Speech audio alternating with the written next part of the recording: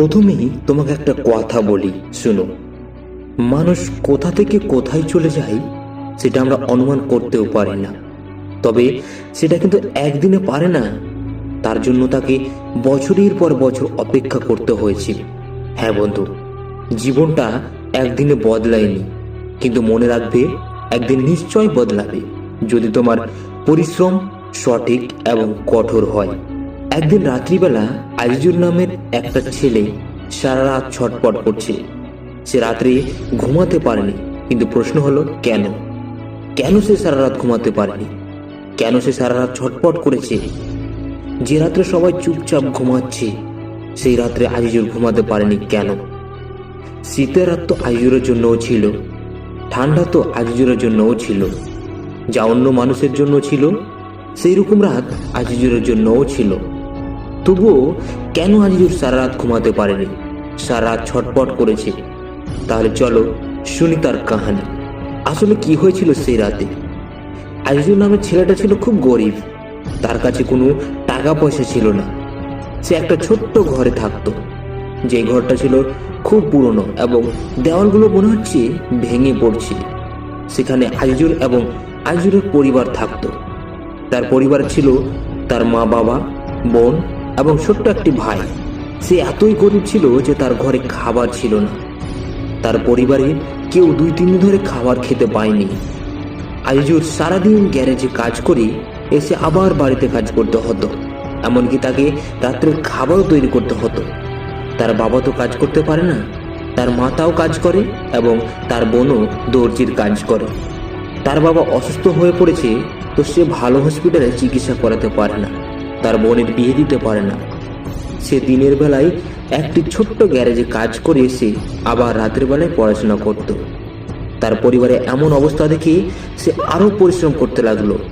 এই অবস্থার জন্য আইজুর প্রতিদিন 2 থেকে 3 ঘন্টা ঘুমাতো, আর বাকি সময় কাজ করত এবং পড়াশোনা করত। তো বন্ধুরা দেখো, আইজুর এত কষ্ট করে কাজ করেও তার কিন্তু পড়াশোনা একটু কমায়নি। তারপরে এমন একটি দিন আসলো, সেই দিনটা হয়তো তার জন্য বা তার ভবিষ্যতের জন্য খুব ভালো, আর না তো তার ভবিষ্যতের জন্য খুবই খারাপ দিন। আর সেই দিনটা ছিল এক্সামের দিন। আইজুর ইউপিএসসি এর পড়াশোনা করত। সেই এই ইউপিএসসি এক্সামের জন্য বছরের পর বছর এত কষ্ট, এত হার্ডওয়ার্ক করেছে যে তার এক্সামের দিনটাই শেষ দিন। হয়তো সে কোটিপতি হবে, আর না হলে ভবিষ্যতে তার আরো দুঃখ হবে। তার কালকে এক্সাম, তাই সে বাড়ির বাইরে একটা ল্যাম্প পোস্টের আলোতে পড়াশোনা করছে। তাই সে সারা রাত ঘুমাতে পারেনি, সারা রাত ছটপট করেছে। তারপর সকাল হলো, সে বাড়ি গিয়ে দেখে তার মা, বোন এবং ভাই কান্না করছে, কারণ তার বাবার ওষুধ কেনার জন্য বাড়িতে 1500 টাকা ছিল, কিন্তু এত নিষ্ঠুর চোর যে তাদের সেই টাকাটাও চুরি করে নিয়েছে। তাই তার মা, বোন এবং ভাই কান্না করছে। তার পরিবার আইজুরকেই দোষ দিচ্ছে যে তুই যদি বাড়িতে থাকতি তাহলে হয়তো চুরি হতো না। কিন্তু তার ঘরের টাকা চুরি হয়েছে তো তার একটুকু দুঃখ হয় না। সে শুধু ভাবছে যে কালকে কি করে এক্সাম দিতে যাব, কারণ তার বাড়ি থেকে এক্সাম সেন্টার 30 কিলোমিটার দূরে। তো সে কি করে এক্সাম দিতে যাবে? তাকে তো গাড়ি ভাড়া লাগবে, তাই না? তাই সে দুঃখ করছে যে এক্সাম দিতে চাইতে পারবে না বলে। আইজুর অনেকক্ষণ ভাবলো, তারপরে তার কাছে একটা আইডিয়া আসলো যে তার বন্ধুর কাছে সাইকেলটা চাইবে, সাইকেলে করেই সে এক্সাম দিতে যাবে। সে তার বন্ধুর কাছে সাইকেলটা চাইল, কিন্তু তার বন্ধু সাইকেলটা দিতে রাজি হয়নি। সে অনেক বুঝালো, কিছুক্ষণ বুঝানোর পরে তার বন্ধু সাইকেলটা দিল। সেই সাইকেলে করে এক্সাম দিতে গেল আইজুর। সে অনেক কষ্ট করে 30 কিলোমিটার সাইকেলে করে এক্সাম দিতে গেল। পরে শোনা গেল তার নাকি এক্সাম ভালোই হয়েছে। তারপর অনেক অপেক্ষার পর 3 মাস পরে তার রেজাল্ট আসলো। তার রেজাল্ট দেখে অনেক খুশি, কারণ সে ইউপিএসসি ক্লিয়ার করেছে। তারপরে কিছুদিন পর তার ঘরে জয়েনিং লেটার আসলো। সে জবে জয়েন করলো। তারপরে তার মাসিক বেতন দিয়ে তার বাবাকে ভালো হসপিটালে ভর্তি করালো। তার কারণে তার বাবা অনেকটা সুস্থ হলো এবং তার বোনের বড় করে একটা বিয়ের অনুষ্ঠান করে তার বোনের বিয়ে দিল। এবং তার বাড়ির অবস্থা এখন আগের থেকে অনেকটা ডেভেলপ হয়েছে। তো বন্ধুরা দেখলেন তো আইজুর কোথা থেকে কোথায় চলে গেল। কারণ সে তার বেস্ট দিয়েছে। সে কোনোদিন তার পরিশ্রমের কমতে রাখেনি। সে অনেক কষ্ট করে পড়াশোনা করেছে। সে অনেক ডেডিকেট ছিল তার পড়াশোনা নিয়ে, কারণ তার লক্ষ্য একটাই ছিল, সে তার পরিবারের কষ্ট মেটাবে। সে যদি তার সেই লক্ষ্যে না থাকতো তাহলে সে হয়তো আজ সেই গ্যারেজেই পড়ে থাকতো। তার বাবার চিকিৎসা করতে পারতো না, তার বোনের বিয়ে দিতে পারতো না, তার মায়ের চোখের জল মুছতে পারতো না। বন্ধুরা, দেখলে তো কি কষ্টই না করেছে আজিজুল।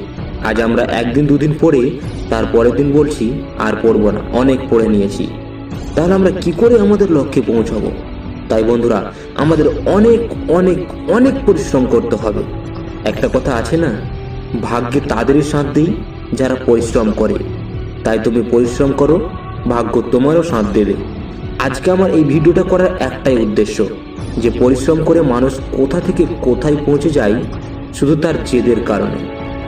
যখন তোমার মধ্যেও সেই পরিশ্রমের নেশা লেগে যাবে, যখন তোমার মধ্যেও সেই জেদটা তৈরি হয়ে যাবে, তখন তোমার কাছে অনেক সাফল্য আসতেই থাকবে। তখন তোমার সাফল্য কেউ আটকাতে পারবে না। তাই বন্ধু, তুমি সেই জেদটাকে নিয়ে আসো তোমার মধ্যে। তোমরা জানোই তো যে সমাজে যার টাকা বেশি তার সম্মানও ততটাই বেশি। তাই বন্ধু, তুমি যদি সম্মান পেতে চাও, তুমি যদি পরিবারকে কষ্ট থেকে মুক্তি করতে চাও, তোমার একটা ভালো স্ট্যাটাস বানাতে চাও, তুমি যদি নিজের পরিচয় বানাতে চাও, তাহলে লেগে যাও আজ থেকে তোমার লক্ষ্যের পিছনে। কারণ শুনলেই তো আজ সেই কষ্টের কথা। বন্ধুরা, ভিডিওটা যদি ভালো লেগে থাকে তাহলে ভিডিওটাতে একটা লাইক করে দিবে এবং বন্ধুদের সাথে শেয়ার অবশ্যই করে দিবে। আর চ্যানেল নতুন হয়ে থাকলে চ্যানেলটাকে সাবস্ক্রাইব করে রাখবে এরকম মোটিভেশনের নতুন নতুন ভিডিও পেতে।